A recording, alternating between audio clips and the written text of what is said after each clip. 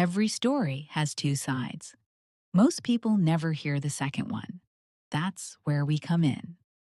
The first side always sounds convincing until the second side walks through the door. My team of special investigators and I don't take anyone's word for it. We go looking, we dig, we find the version of events that never made it to your timeline. Your job? Sit on the jury. Drop your verdict in the comments. Because every case we bring you deserves a ruling from the people. I'm the Honorable Vale. This is the docket, and court is now in session.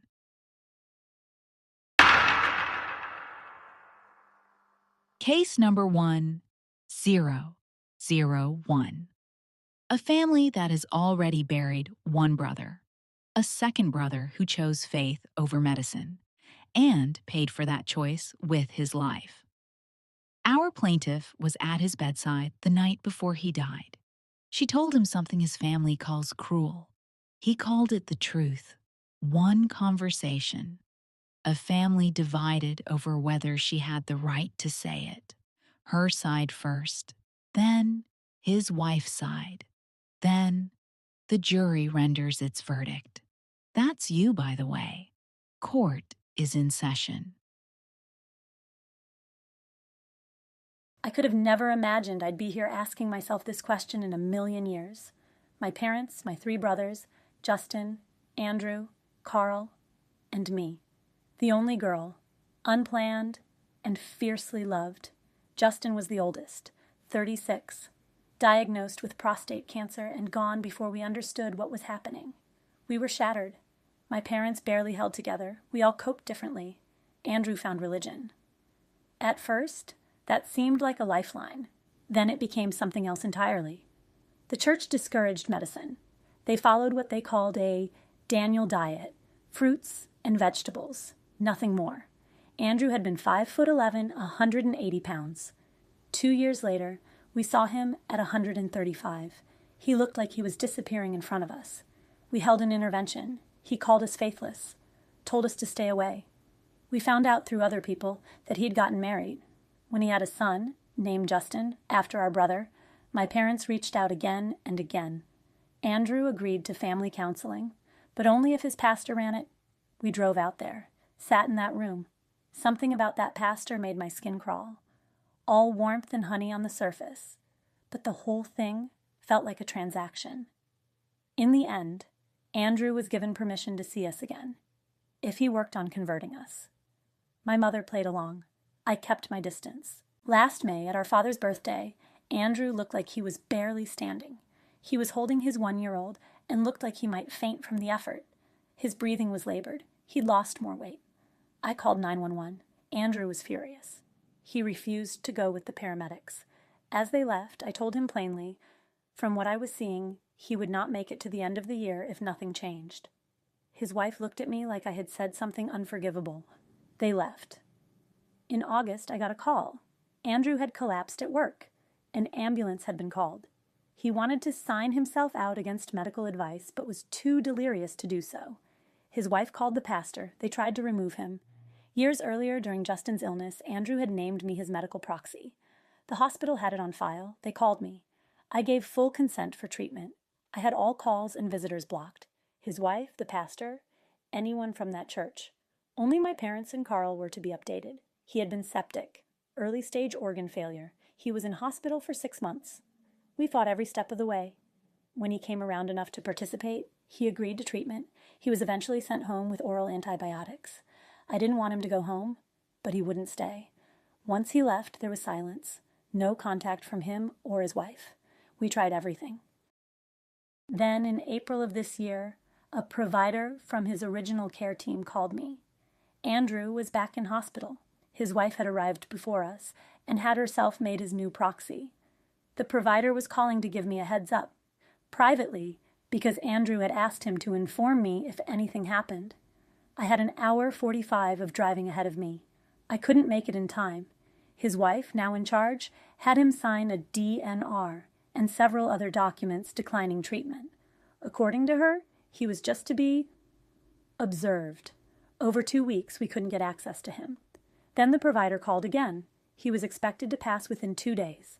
He was in visible pain. His wife was refusing comfort medication. Visiting in the hospital ended at 8. I arrived at 7:30 and sat in the cafeteria until 11:30 to be sure the coast was clear. Then I went up.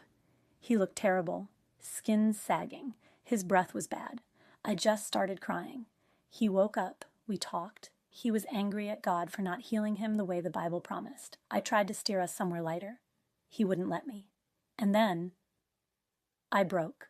I told him God wasn't to blame. I told him it was his fault he was lying there, that God had given him a second chance when he collapsed at work, a real, medical second chance.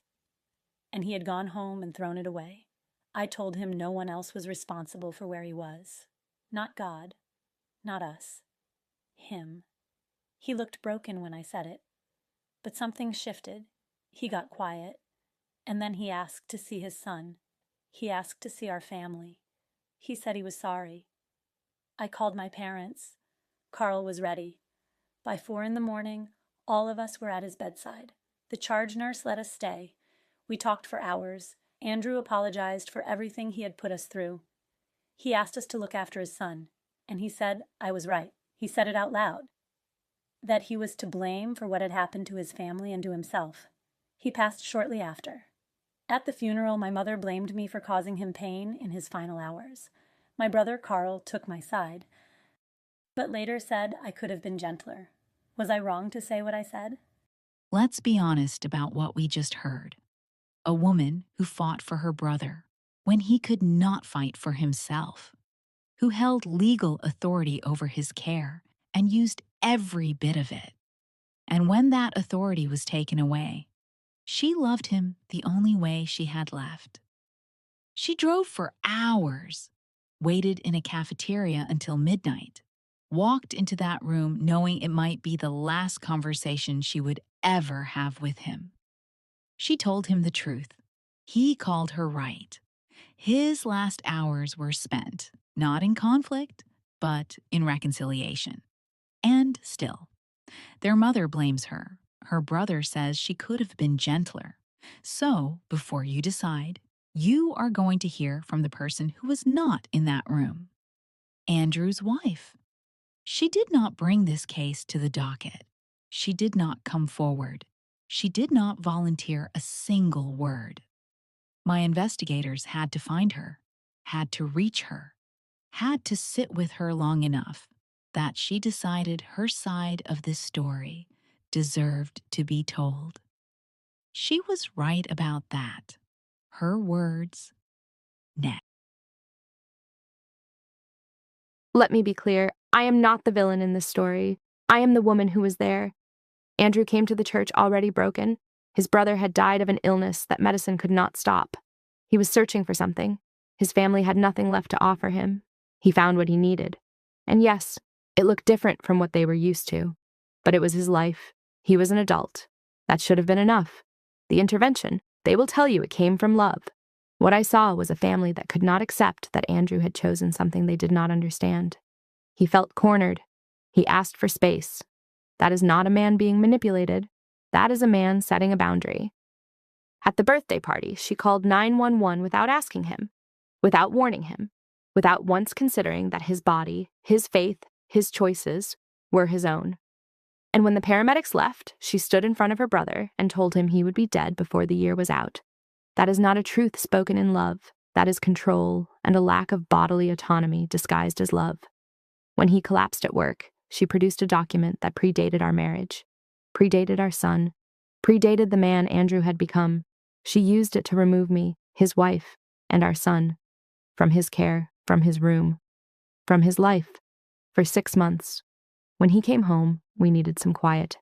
They overwhelmed us with calls, the kind that you barely rest from. When he became critically ill, I honored what he had asked of me. A DNR, no transfusions, no medical interventions. These were not my wishes imposed on him. These were his wishes, spoken clearly, repeatedly to everyone who would listen. I was not withholding care. Andrew was a man of faith. I was the only person in that hospital who was honoring it. And then, his sister, in the middle of the night, past visiting hours, alone with a dying man. He was frightened. He was in pain. He was not in a position to carry what she chose to put on him. Whatever peace she says he found. I was not there. I was kept out, as I had been kept out of so much. What I know is this. In his final hours, my husband was told by the person who claims to have loved him most that everything that had happened to him was his own fault. Call that honesty if you like. I call it the last thing he ever had to hear.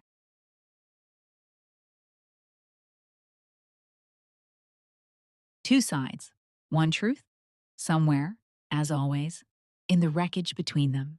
Here is what is not in dispute. Andrew was an adult. He made choices. He made them freely. He made them consistently, and they killed him. Both parties agree on that. So, we begin there. The wife's case is built on one word: autonomy. His faith was his. His body was his. His right to refuse a hospital and everything in it was entirely, legally his. She is not wrong, but the record contains a second document. Older than the marriage, never revoked, never amended. A medical proxy, signed by Andrew, naming his sister. The wife will tell you it was outdated. The docket notes that Andrew had years to change it. He did not. Make of that what you will. Now, the question this case actually lives or dies on. Was it wrong to tell a dying man the truth? Consider the evidence, she told him. He agreed, out loud, in front of witnesses. He used the hours he had left to apologize, to reconcile, to ask his family to protect his son. That is not the behavior of a man who felt wronged. That is the behavior of a man who had been carrying something for a very long time and was finally allowed to set it down. Could she have found softer words? Perhaps. But soft words had been tried for years by everyone who loved him. Andrew did not respond to soft words. He responded to the truth, delivered plainly, by the one person in his life who refused to pretend. The kindest thing and the easiest thing are not always the same thing. This case is proof of that. The docket moves to absolve the first voice. But emotion is not a verdict. And in this court, the verdict has never belonged to me. It belongs to the jury. It has always belonged to the jury. And the jury is you, deliberate. The comment section is your jury box. Argue your position. Challenge the other side. Place your vote in the poll below. This court has done its job. Now, do yours. Case number 1, 0, 0, and 1. Adjourned.